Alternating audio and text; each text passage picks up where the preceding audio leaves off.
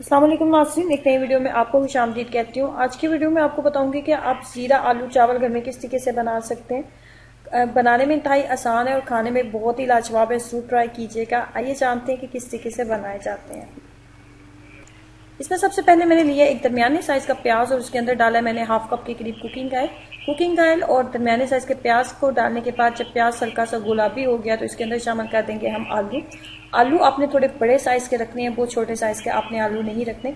अब हम इसके अंदर आलू को शामिल करने के बाद आलू और प्याज दोनों को करेंगे अच्छे तरीके से हम फ्राई और उसके बाद डालेंगे इसके अंदर साबुत गरम मसाला। इसके अंदर शामिल है तेज़पात, छोटी इलायची, बड़ी इलायची इसके अंदर शामिल है, दालचीनी इसके अंदर शामिल है, काली मिर्चें शामिल है और लौंग का मैंने इसके अंदर इस्तेमाल किया। तमाम चीज़ों को शामिल करने के बाद प्याज को हमने डार्क ब्राउन करना है।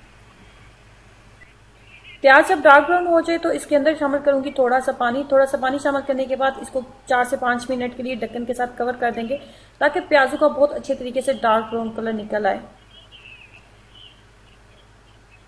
2 से 3 मिनट के लिए इसको ढक्कन के साथ कवर कर देंगे। उसके बाद शामिल करेंगे इसके अंदर लहसुन और अदरक का पेस्ट। 1 खाने का चम्मच मैंने इसके अंदर शामिल किया लहसुन और अदरक का पेस्ट। लहसुन और अदरक का पेस्ट शामिल करने के बाद इसके अंदर डालेंगे 4 से 5 अदद सब्ज मिर्चें। सब्ज मिर्ची शामिल करने के बाद हाफ कप के करीब इसके अंदर शामिल करेंगे दही।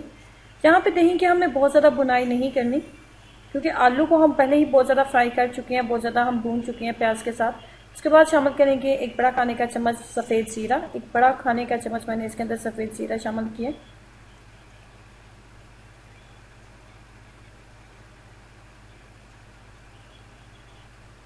अब जहाँ पे इसके अंदर शामिल कर देंगे पानी आप अपने चावलों की मिकदार के हिसाब से इसके अंदर पानी शामिल कर देंगे। और जब पानी के अंदर बबल्स बनना स्टार्ट हो जाएंगे तो इसके अंदर शामिल कर देंगे चावल।